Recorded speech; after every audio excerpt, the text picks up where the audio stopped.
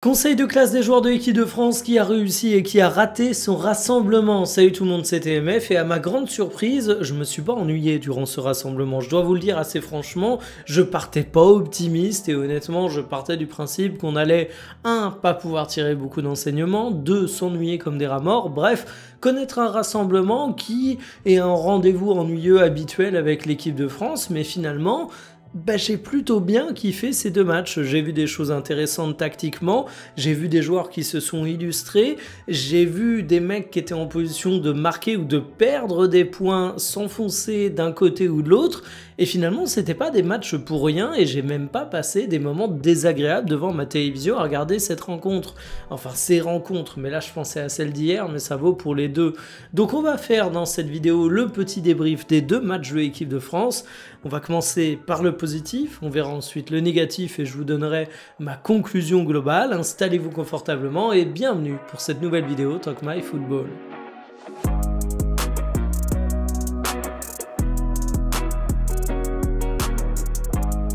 Manu Koné, c'est sans aucun doute la grosse satisfaction de ce rassemblement de l'équipe de France. C'est pas forcément le joueur le plus clinquant sur le papier, c'était pas forcément le joueur le plus attendu, et pour autant c'est le joueur qui a mis absolument tout le monde d'accord. Au cours des deux rencontres, on l'a vu parfait, il a été propre, intéressant offensivement, très solide dans les duels.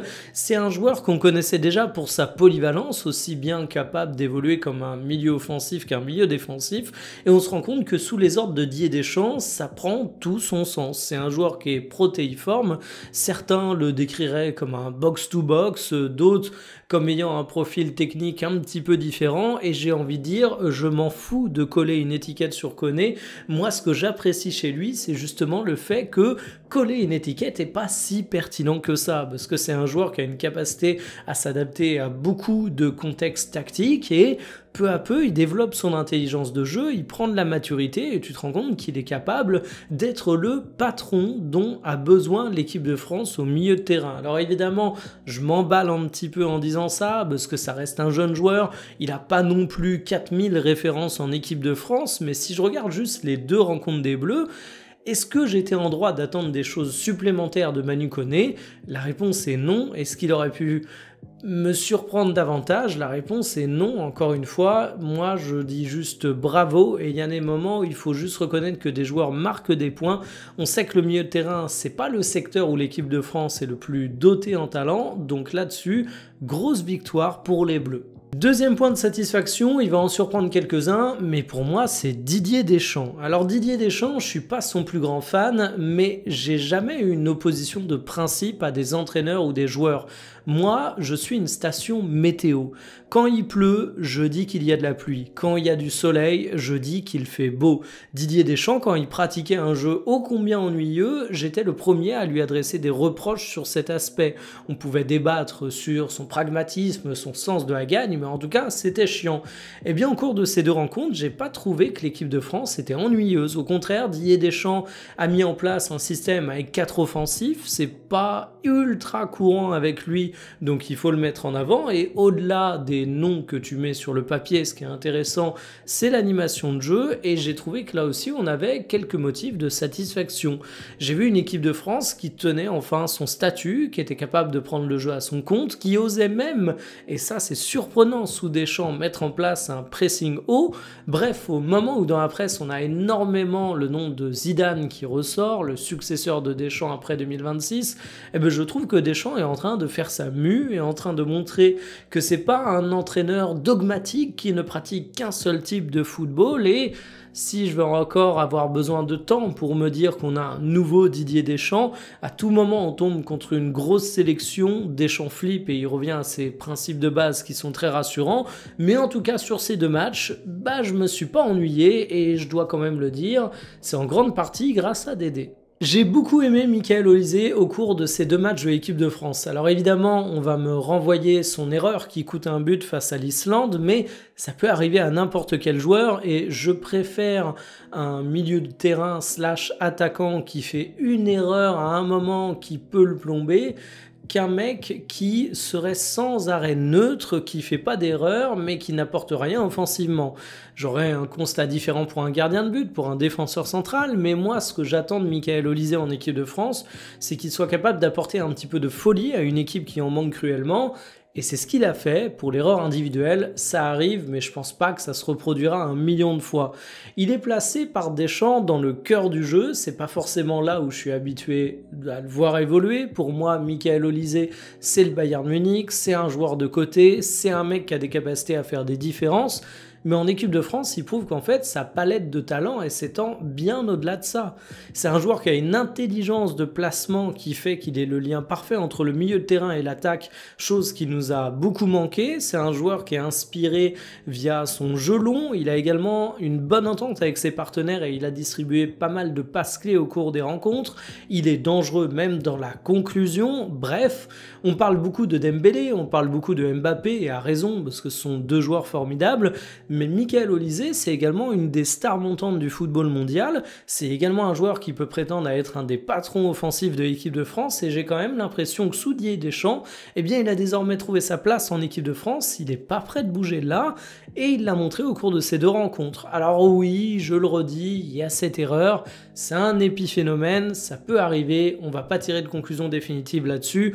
Par contre, son football et sa capacité à bien faire fonctionner l'équipe de France, on l'a vu, et ça me semble un peu plus durable.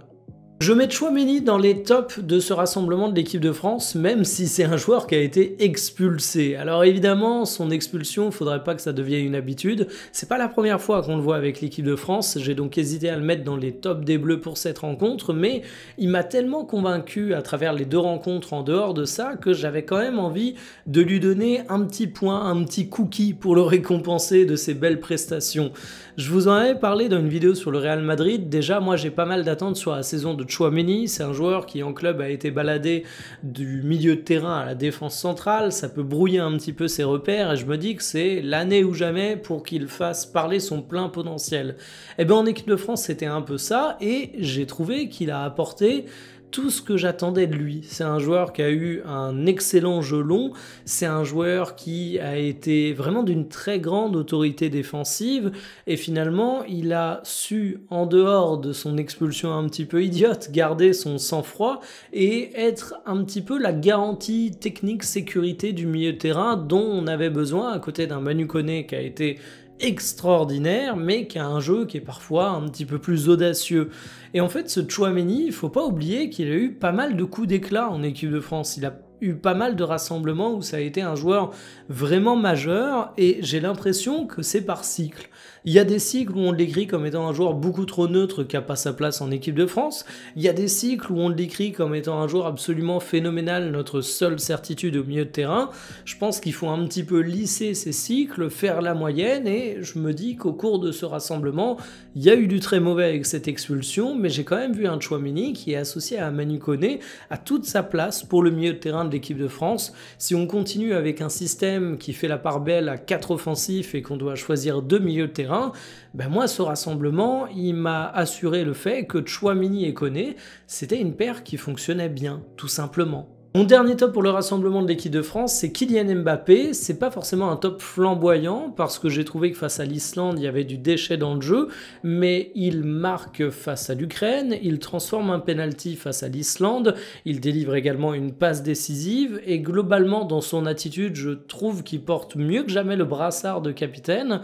Donc on peut toujours trouver à redire sur Kylian Mbappé. Je suis le premier à dire qu'un but inscrit sur penalty, c'est à préciser. On parle pas simplement d'un but inscrit tout court, mais en attendant 2 matchs, 2 buts, une passe décisive, Kylian Mbappé soigne ses statistiques avec l'équipe de France, il répond présent dans son rôle de leader, de numéro 9, il s'installe durablement ici, il n'y a même pas de débat, mais en tout cas, il fait les choses bien et c'est pas parce qu'on a des énormes exigences légitimes avec lui qu'il faut pas souligner quand il fait le taf. Malgré tout, dans ces 2 matchs de l'équipe de France, il y avait également des points plus négatifs et je vais commencer en parlant de Désiré Doué et d'Ousmane Dembélé. Évidemment, je les mets dans mes points négatifs parce qu'ils ont été blessés au cours de ce rassemblement.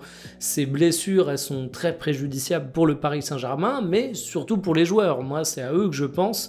C'est quand même dommage pour Dembélé de se retrouver dans une période période d'indisponibilité alors que tu vas débuter à Ligue des Champions, alors que tu as une question de ballon d'or qui est sur toutes les lèvres.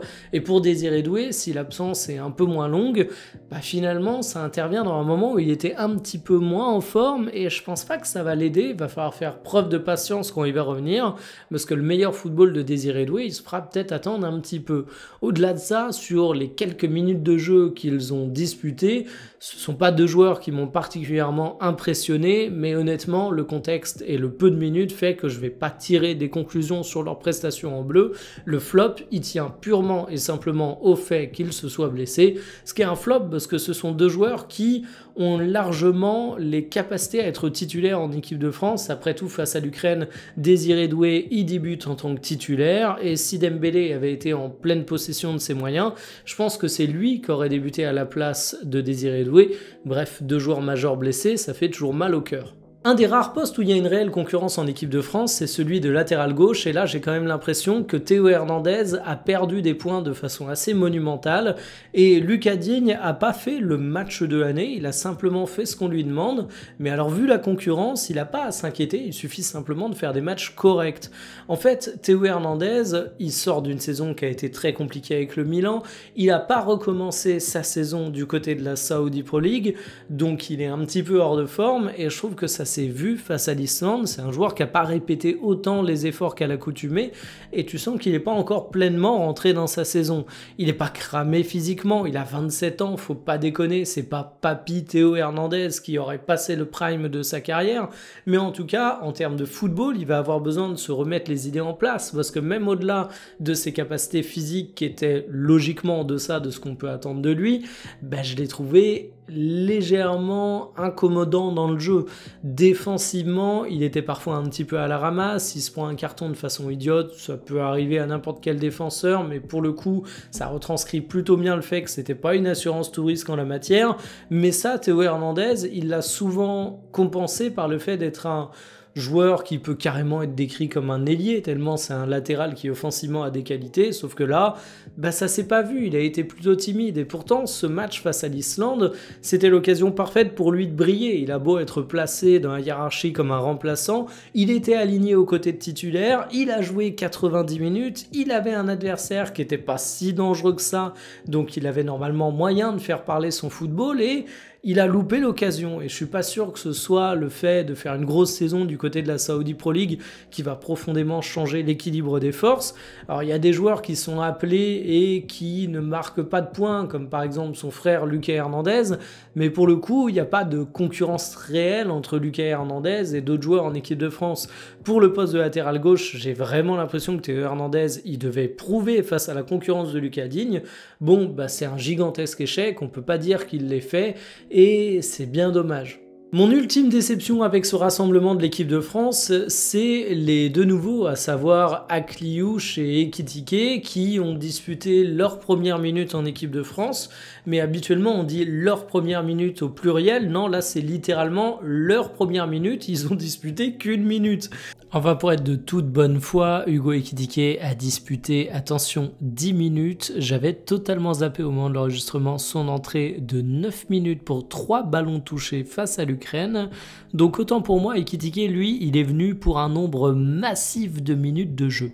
Alors, je peux comprendre la logique de Didier Deschamps de les faire rentrer dans le groupe pour qu'ils prennent la température du contexte équipe de France. Je suis complètement contre les théories qui disent que c'est pour verrouiller les binationaux. Deschamps, il a des qualités, il a des défauts, mais dans ce qu'on peut lui reconnaître, c'est le fait que quand il appelle un joueur, c'est parce que lui l'a décidé, lui il en a envie, lui il estime ça pertinent, et il ne se laisse pas influencer par des pressions de choix d'autres nationalités, parce que je l'ai entendu concernant Akliouche, mais finalement, au moins les joueurs ont découvert le contexte équipe de France, mais je reste un peu déçu, pas à cause d'eux, mais parce que j'avais vraiment envie de voir ce que ça pouvait donner. Mais voilà, Didier Deschamps est désormais en mode répétition générale, il n'y avait pas forcément matière à les faire rentrer davantage selon lui.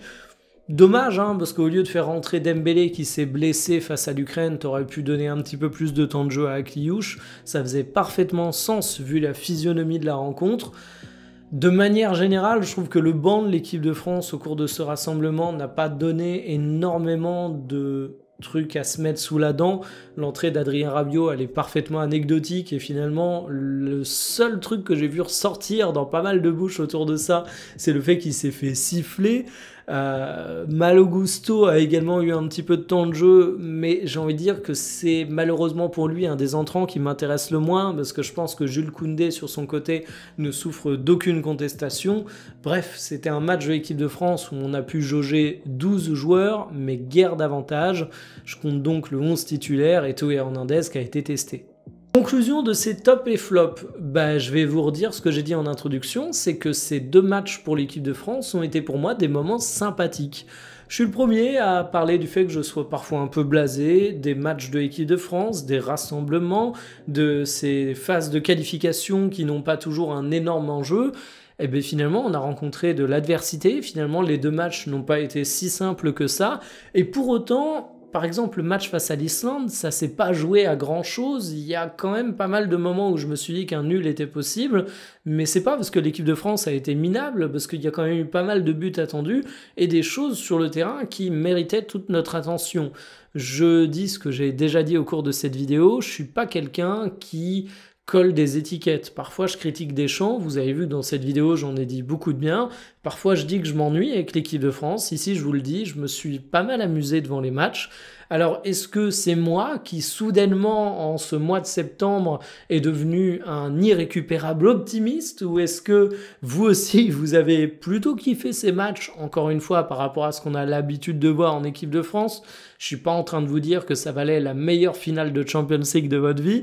Dites-le moi en commentaire. Moi, je vous dis à demain pour une prochaine. Salut!